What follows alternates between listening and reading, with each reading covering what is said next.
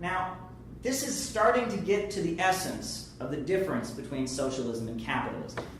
In capitalism, the government works for the corporations, and that's how it is over here. They would never make such car rules here. The automakers would never stand for it. The big oil companies would never tolerate it. But in China, instead of the government being controlled by the corporations are controlled by the government, and that's a big difference. There's a lot of confusion about what capitalism is. I made a video talking about how Mexico is capitalist, and I got all these people explaining to me that Mexico could not be capitalist because it's poor, and everyone knows capitalism means rich. You know, there's a lot of brilliance on the libertarian side of things, but I'm not going to get into that.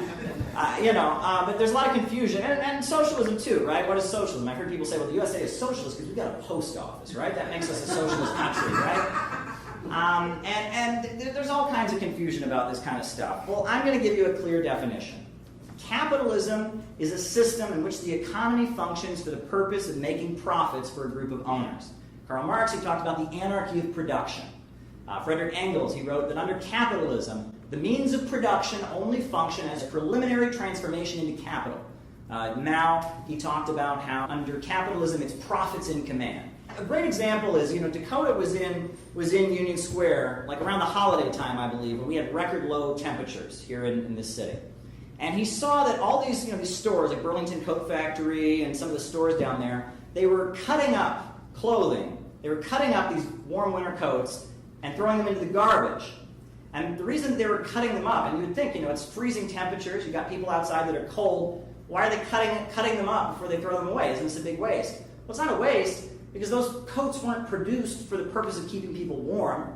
Those coats were produced for the purpose of making profits for a group of owners. So if they threw them into the garbage and someone took them out, that would be a coat that they did not buy from the store owner, right?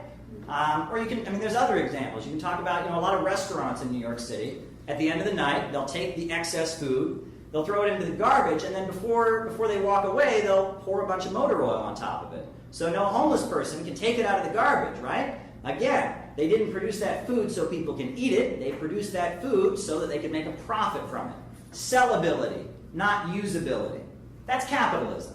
Why do you think it is that pharmaceutical companies were working so hard to pressure doctors to overprescribe opioid medications? To make profits.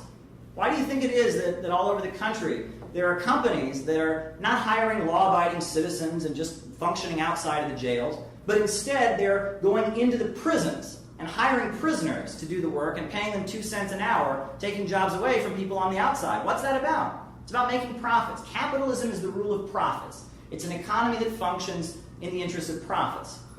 Well, socialism is when the economy functions to serve the country. Socialism is a planned economy. It's when the people of a country come together and take control of their economy and force it to work in the interest of the public. That's the difference between capitalism and socialism. That's the definition that I can agree on.